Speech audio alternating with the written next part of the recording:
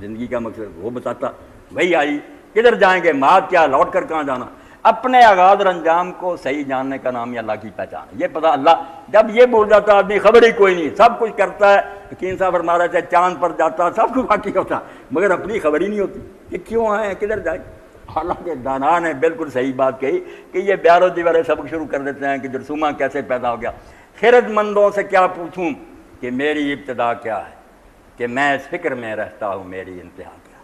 جو سوچنے کی بات پیدا تم ہوگا جس طرح بھی ہو، جانا کدھر، اب کیا بنے گا، ختم ہو جاؤ گے یا بعد میں کچھ دنیا، یہ علم نہیں۔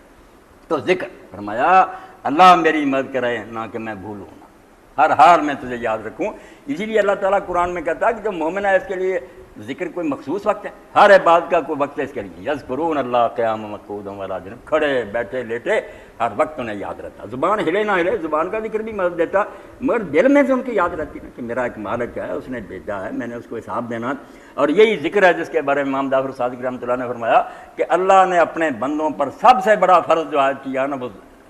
ہے ذکر، اور ساتھ ہی کہا ذکر سے میری مراد سبحان اللہ والحمد للہ ولا الہ الا اللہ واللہ اکبر پڑھنا نہیں ہے، اگرچہ یہ بھی ہے کہ ذکر میں ہی شامل ہے، مگر میں نے جو کہا فرض کیا وہ یہ نہیں ہے، وہ ہے حلال و حرام کے وقت اللہ کو یاد رکھیں کہ آپ بیٹھے ہیں، معاملہ آیا، آپ غلط بھی کر سکتے ہیں، گاہک نہیں جانتا آپ اس کو بیچارے کو لوٹ سکتے ہیں، مگر آپ کو اللہ یاد ہے کہ اللہ تو دیکھ رہا ہے، آپ نہیں وہ حرام کام کریں۔ جس کا حکم ملا فرماتا اللہ کا حکم بھاگ کر فرمایا امر کے وقت اور نہیں کے وقت اس کا دھیان رکھنا، یہ اللہ کی یاد ہے جو ہر لمحہ ہونی چاہیے۔ تو فرمایا ذکر کی توفیق دینا کہ میں بھولوں نہ، یاد رکھوں، اور جنہیں یاد رہتا ان کو پھر کوئی شے گمراہ نہیں کر سکتا۔ اگر وہ بھولنے بھی لگتے ہیں نا، اذا مسهم طائف من الشیطان تذکروا فاذا هم مبصرون، ذرا شیطان کی چھوٹ لگتی ہے، کوئی غلط خیال آتا ہے انہیں فوراً خدا یاد آتا کہ یہ کیا ہو رہا، خدا تو میرے دل کے ارادے بھی جانتا۔ اذا هم مبصرون، آنکھوں سے پردہ ہٹ جاتا ہے، راستہ صاف سجائیے۔ فرمایا چھوڑنا نہیں ماض اس کو، میرے رب مجھے اپنی یاد کی توفیق دینا کہ میں تجھے بھولوں نہ، اور ساتھ یہ کہ شکر ہے، تیرا شکر ادا کرتا ہوں جو نعمتیں دی ہیں اس پر تیرا احسان مند رہوں، محبت کروں، زبان سے شکریہ ادا کروں، اور اس نعمت کو اسی طرح استعمال کروں جس کے لیے اللہ نے دیا۔ اسی لیے حضرت معاویہ رضی اللہ عنہ نے لکھا، حضرت عائشہ رضی اللہ تعالیٰ عنہ کو کوئی مختصر سی نصیحت کریں، انہوں نے کہا معاویہ سب سے مختصر نصیحت یہ ہے کہ جو اللہ نے شاید دی ہے نا اس کو اللہ کے خلاف ہی استعمال نہ کرنا، کہ اللہ کی دی ہوئی زبان ہے اس کے الٹے سے گالیاں بکے اور کرے، کفر کی باتیں کرے،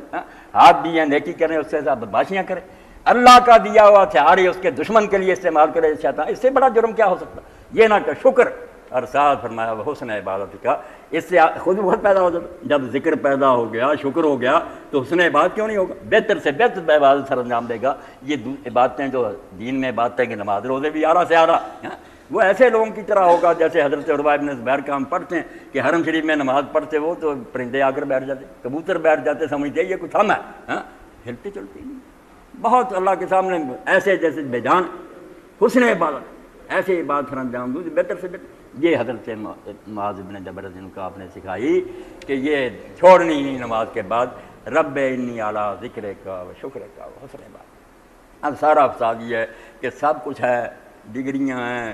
سندیں مل رہی ہیں، نہ ذکر ہے نہ شکر ہے نہ حسن عبادت۔ جو مقصد تھا سارے علم کا اور حکمت کا کہ دانائی سے تو یہ چیزیں سیکھنی چاہیے، اگر یہ حاصل نہیں ہوئیں یہ سارا کاروبار بیکار اور وقت کا ضیاع ہے۔ تو اللہ توفیق دے، یہ دولت ملتی ہے قرآن سے، یہ والقرآن الحکیم، یہ حکمت کا خزانہ ہے۔ رسول اللہ کو اللہ نے حکمت عطا فرمائی، قرآن کے برابر کی شاید سنت، اس میں موتیوں کی لڑیاں، اور نیک لوگ جو عارف اور علماء امت ہیں ان کی کتابیں بھی پڑھیں تو بس بھری ہوئی ایسی چیزوں سے آدمی کا دل سرشار ہو جاتا، بالکل ایسا پودا جو دریا کے کنارے ہوگا ہوا کبھی وہ نہیں مرجھاتا ہی نہیں، سدا بہار رہتا، خوشیاں خوشیاں۔ آخری بات کے نعمتوں کا حق ادا کرنے والے لوگ حضرت خواجہ نظام الدین اولیاء رحمۃ اللہ علیہ کے حالات میں لکھتے ہیں، ابو الحسن رحمۃ اللہ علیہ کہ کسی دن گھر میں پھاکا ہوتا تو اماں جی نے کہہ دینا نظام الدین امروز مہمان خدا سے، یہ محاورہ تھا کہ آج ہم خدا کے مہمان،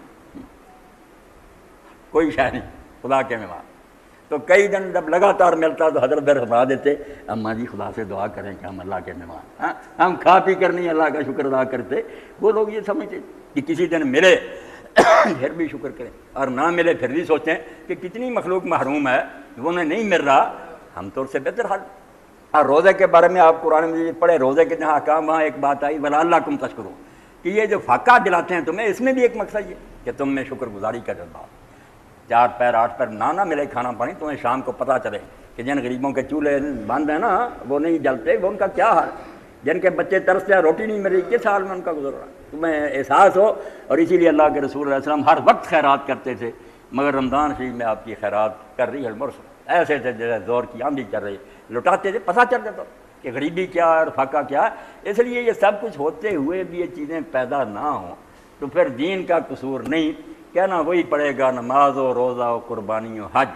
یہ سب باقی ہیں تو باقی نہیں، مسلمان وہ نہیں رہا، چیزیں تو وہی ہے، اللہ توفیق ہے۔ اللہم صلی علی سیدنا مولانا محمد وعلی آلہ وصحبہ بارک وسلم۔